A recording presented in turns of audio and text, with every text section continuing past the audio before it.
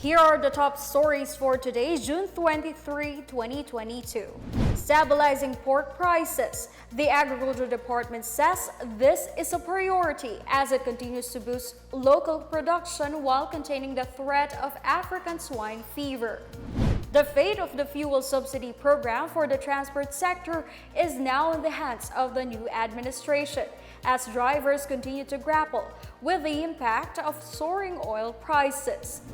Flexible learning schemes are set to continue in higher education institutions, even if more schools are seen to return to face-to-face learning amid the pandemic. And no booster, no entry. A lawmaker says this should not be made mandatory as the country continues to beef up vaccination to keep COVID-19 infections at bay.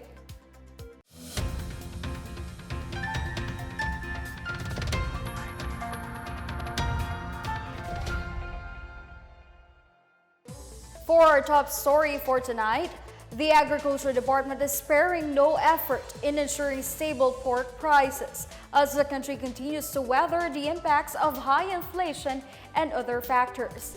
Speaking at a rated interview today, Bureau of Animal Industry Director Rildrin Morales said the farm gate price of pork is only from 215 to 220 pesos per kilo at present, which means this should be only sold from 340 to 360 pesos per kilo in markets. This came after reports of pork being sold at over 400 pesos per kilo in some areas. Aside from the rising cost of feeds and fuel for transport, the African swine fever continues to threaten local production. Morales said some 200 areas in the country have been declared as safe zones for ASF, which means these areas can now start repopulation. The agency assures it is sparing no effort in combating ASF to protect local industry, 70% of which are backyard farmers. The Senate Committee on Energy pushed for another round of fuel subsidies, or the Pantawid Pasada program for sectors affected by the oil price hikes. Senate Committee on Energy Chairperson Senator Sherwin Gatchalian is calling on the Land Transportation Franchising and Regulatory Board to efficiently distribute and be more expeditious in the distribution of the said aid. Gatchalian said he will propose a 3,000 pesos per month fuel subsidy for the next 5 months and the continuation of the government's Libreng Sakay program. Meanwhile, Senator Aquilino Coco Pimentel III appealed to the incoming administration to identify and remove taxes and other fees in fuel transactions to minimize the effects of surging pump prices. He adds the government should be open to belt-tightening measures. Senator Grace Poe is also planning to refile her bill seeking to temporarily halt the collection of excise tax on oil products. The release of the next tranche of fuel subsidy program will depend on the incoming Marcos administration. According to LTFRB Executive Director Maria Cristina Cason, they want to give President Ferdinand Bongbong Marcos Jr. a free hand on programs and policies regarding subsidies for the transport sector. She said the LTFRB is ready to follow the policies and respond to the directives from Marcos. Originally po kasi dito sa ating under SAGA 2022 po natin ay 2.5 billion po ang ating budget po for the 300,000 plus na mga beneficiaries covering LTFRB managed na mga modes, pati yung mga DTI na deliveries and then yung sa LGU po. So sa tingin naman po natin, wala namang pagbabago if in case po na i-release po nila yung second tranche, wala naman pong pagbabago doon sa mga beneficiaries kasi ito naman po talaga ang registered na mga franchise owners po sa atin. Meantime, free rides on buses in EDSA Carousel will continue beyond the end of the third phase of the service contracting program. The LTFRB said 118 routes have ended on June 16, while another 28 routes are set to end on June 30. The buses offering free rides at the EDSA busway begin their first trip at 4 a.m. and their last trip at 11 p.m. daily. A lawmaker is eyeing for a bigger agricultural budget for the next administration as global food crisis looms. Magsasaka Party List Representative Argel Joseph Kabatbad said the food crisis fears and other forces that affect food supply could be addressed immediately, with President-elect Ferdinand Bongbong Marcos Jr. taking over the helm of the Department of Agriculture to help farmers and other workers cope with fertilizer price hikes, unabated oil price surges, climate change, and other losses due to the COVID-19 pandemic and natural disasters. Kabatbat insisted the government should infuse a budget of at least 400 billion pesos into the agriculture sector. He said the proposed budget would ensure basic support and services and infrastructure, cut the high cost of production and marketing, and labor-intensive farm practices. He also stressed the need to curb alleged smuggling, crop practices in the agency, and unreasonable importation. Preparations are nearly complete for the inauguration rites of President-elect Ferdinand Bongbong Marcos Jr. The Philippine National Police said only transparent bags will be allowed for guests who will attend the event at the National Museum on June 30. Nearly 7,000 cops will be deployed to secure the museum's vicinity and help screen attendees to the event. Motorists are advised to take alternate routes as heavy traffic will be expected, particularly on roads leading to and from the National Museum. Medical stations will also be deployed to cater to emergency situations. PNP Officer in Charge Lieutenant General Vicente Danao Jr. said they will not allow protesters to go near the venues for any rallies or such to prevent any untoward incidents. Still ahead, Malacanang says groups affected by the National Telecommunications Commission's blocking of websites linked to terror organizations are free to challenge the move. And flexible learning is expected to stay even as more higher education institutions are seen to return to in-person learning. We'll be back after a quick break. Keep it here on the PNA Newsroom.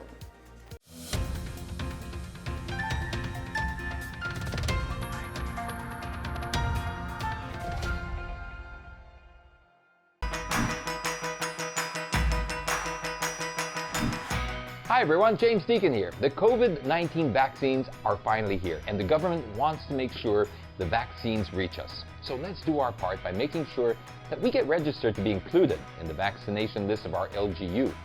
You can register right in the comfort and safety of your own homes through your LGU's online registration platform. And you can also register on-site in the vaccination venues or through your barangay. Remember, getting vaccinated is the first step towards ending this pandemic.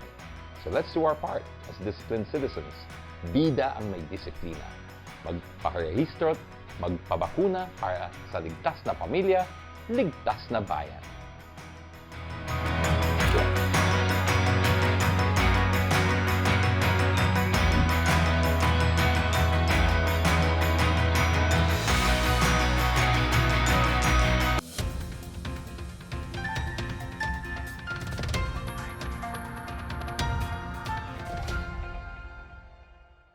News organizations Bulatlat and Pinoy Weekly were identified as among those that support and promote terrorism. National Security Advisor Secretary Hermogenes Esperon Jr. has submitted these websites to the National Telecommunications Commission for blocking. Esperon said Bulatlat and Pinoy Weekly, which claim to be advocates of truth and objectivity, are in reality promoting misinformation and even terrorism. He said that based on the stories and articles they published, the two news organizations show affiliation with the Communist Party of the Philippines, New People's Army, and the National Democratic Front. He also clarified that the restriction does not hamper free speech. Instead, protects the integrity of the nation's digital space. For its part, the palace said these websites, which are set to be blocked by the NTC, may exhaust legal remedies to reconsider the action. Schools in Marawi City are preparing to welcome students back to classrooms for the next school year while making sure they remain safe from COVID-19. More on this from Claire Gighe. The City Schools Division of Marawi is now in its full-blast preparation for the full opening of the in-person classes in all public and private schools during the school year 2022 to 2023. Schools Division Superintendent Ana Zenaida Unte Alonso said they have already been anticipating the return of the face-to-face classes years after the delivery of education was affected due to the eruption of the coronavirus disease or COVID-19 pandemic. She shared that initially they had identified 7 schools that were qualified and permitted to hold the aforementioned mode of learning until their progressive expansion escalated the number into the sum of 13 schools. We shall open, inshallah, 100% of all our schools, both public and private schools. We also would like to assure our parents that lahat po ng aming paaralan sa Marawi City Division are compliant to the guidelines and requisites in the opening of our schools. Lahat po kami prepared with regards to the sanitary protocols, health protocols of IATF. The superintendent further underscored that they are currently all set as their team has been clustered into 5 groups which shall be looking and assuring the readiness of the 9 districts of the City Schools Division. Meanwhile, the Schools Division is continuously receiving more assistance to assure the better opening of the school year ahead. Just recently, the World Vision Philippines handed over sets of digital devices, including a printer, 55 inches television, and laptop to Abdul Aziz, Kadayonan, Sikap, H. Hassan Memorial, and Duka Buganga Elementary Schools. It also spearheaded disaster preparedness training to equip schools in the city on how to properly respond and protect children when inevitable tragedies occur. As such, recipients convey their heartfelt gratitude as they looked forward to how their delivery of education can become better through the help given to them. Kami po ay lubos na nagpapasalamat sa World Vision dito sa binigay nila sa amin na digital devices for our learners. Inshallah, this digital device na iano namin talaga sa aming paaralan para mapakinabangan ng aming mga mag-aaral po. Maraming salamat. For PNA Newsroom, Claire Gigha of the Philippine Information Agency, Lanao del Sur. Expect a retained flexible learning setup in the upcoming school year for state universities and colleges. Data from the Commission on Higher Education during the previous semester in January showed that 32% of SUCs are holding face-to-face classes. JED Chairperson Prospero Popoy de Vera III said they are expecting an increase in the number of SUCs opening for on-site learning setup from August to September. De Vera assures that when the next school year opens, the number of SUCs that will conduct face-to-face setup will significantly increase since COVID-19 is under control and SUCs are able to ready their plans by the time. SUCs are required to adhere with health guidelines set by the JED, the Health Department, and the Interagency Task Force, and the requisition of the local government units. He added that almost 80% of students are already vaccinated, and the high vaccination rate allows them to slowly open face-to-face classes and sports competitions.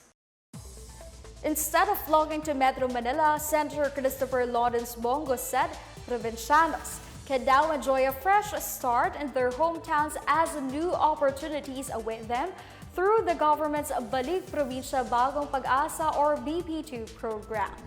He also called on qualified Filipinos to avail the initiative to contribute to the government's goal of a balanced regional development in the country. President Rodrigo Duterte signed Executive Order Number 114 in May 2022 to institutionalize the BP2 program that will provide adequate social services and promote employment in rural areas. Some private groups have expressed intent to participate and contribute to the program, while more businesses are also encouraged to invest in areas outside the country's urban centers.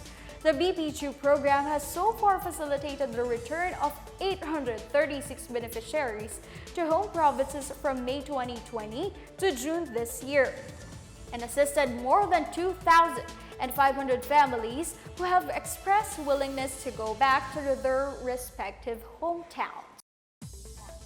The Anti-Red Tape Authority, or ARTA, wants its budget tripled by the next administration to at least 800 million pesos. ARTA Finance Director Rabindranath Quilala said the agency would need a higher budget to establish more field offices across the country. Kilala said ARTA targets to initially open 8 offices nationwide to bring closer the agency's services to other parts of the country.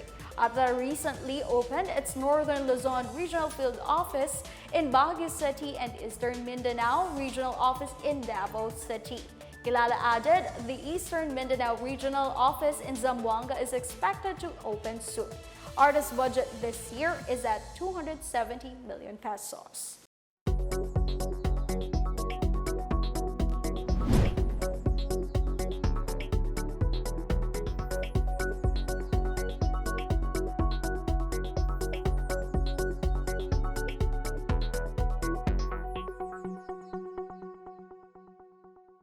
More stories from the newsroom.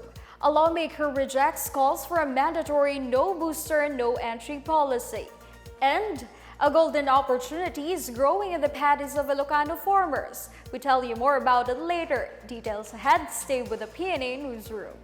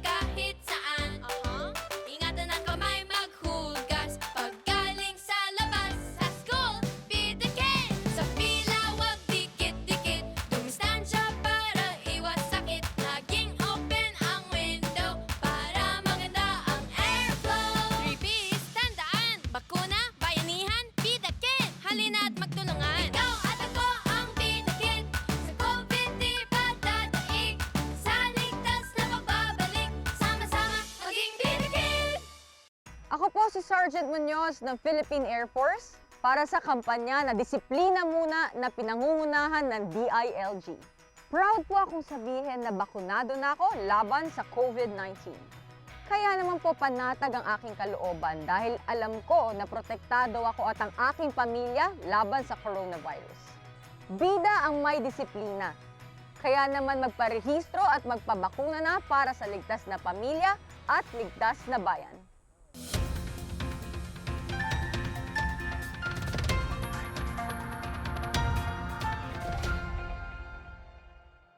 The no booster, no entry policy should not be mandatory, according to Senate Health Committee Chair Christopher Lawrence Mongo.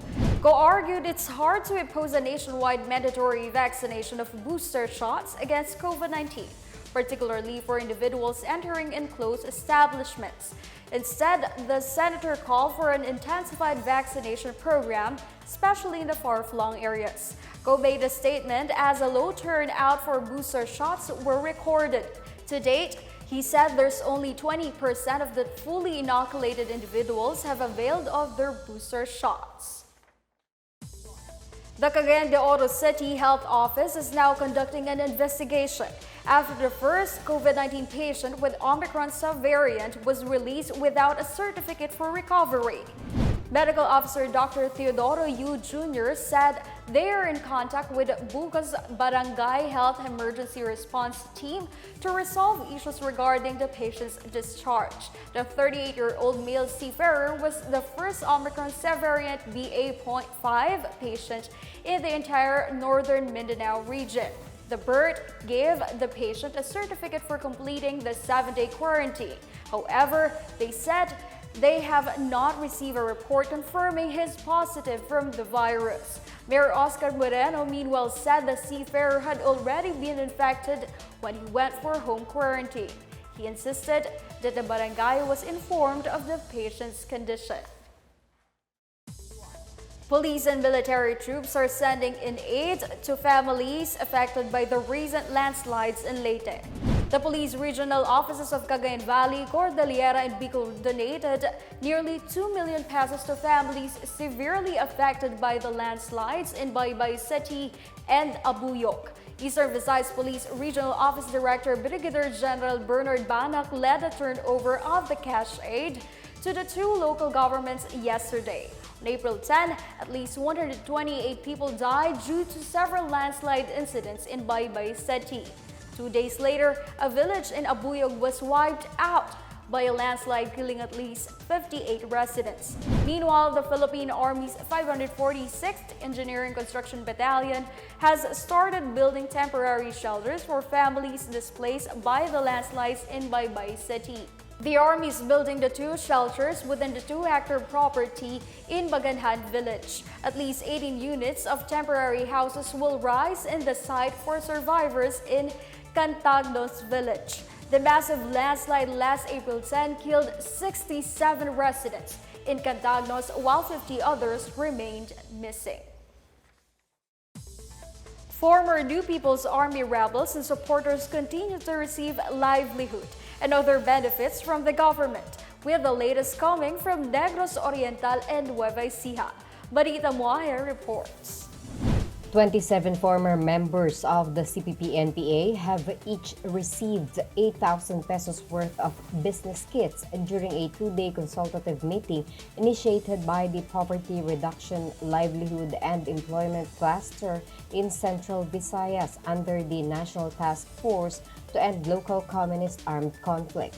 The activity was held on Monday and Tuesday at the Gihulingan Satellite Skills and Development Center in Negros Oriental, where different agencies presented and committed their programs, projects, and training to the village chairs of the city's 16 barangays.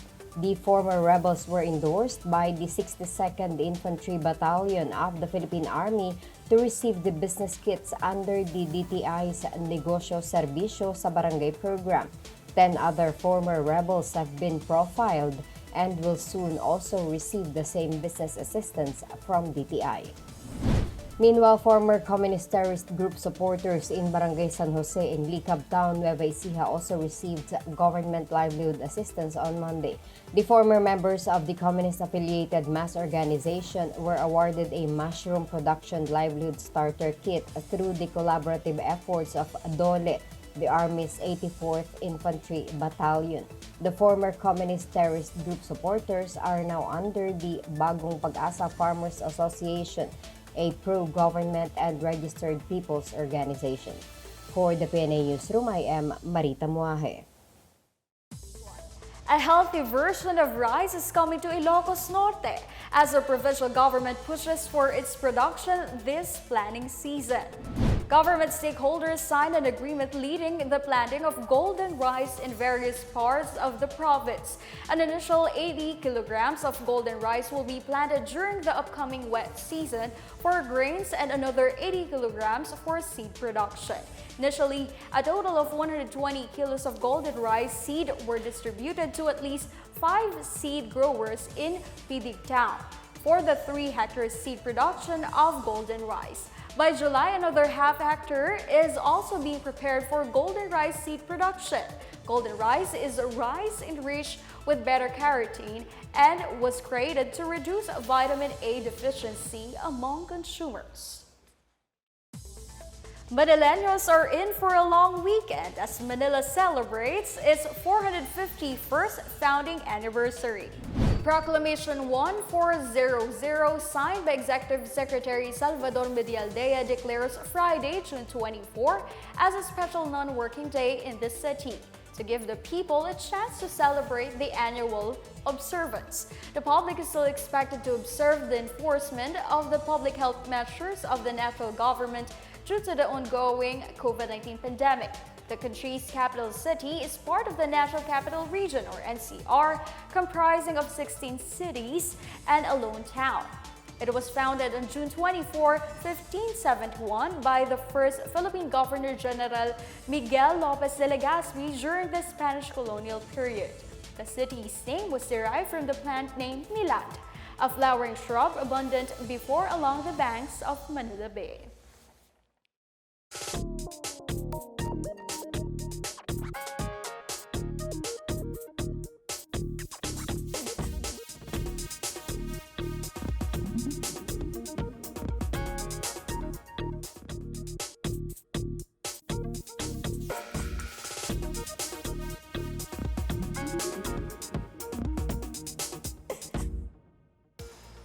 Let's take another look at today's biggest stories. Stabilizing pork prices. The Agriculture Department says this is a priority as it continues to boost local production while containing the threat of African swine fever.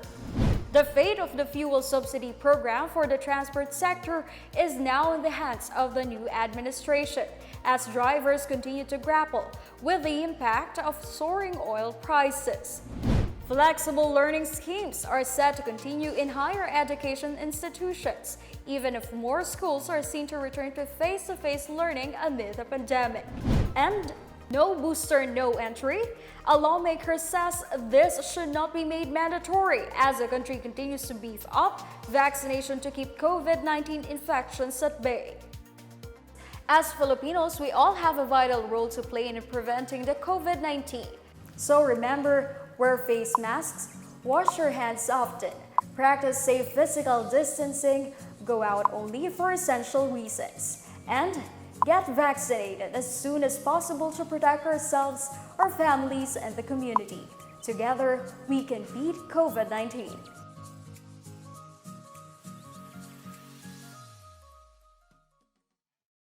Thank you for watching another episode of the PNA Newsroom. For more news content, check our webpage or log on to the Philippine News Agency's Facebook and Twitter accounts. For more stories about the government and how it serves Filipinos, look for these hashtags in all of our social media platforms and websites. We're shown on the pages of the PCOO and its attached agencies. Also watch us on PTV4. And that's your daily dose of the biggest stories that you need to know from the PNA Newsroom. We tell you stories that inspire change. I am Stephanie Sevillano. Good day.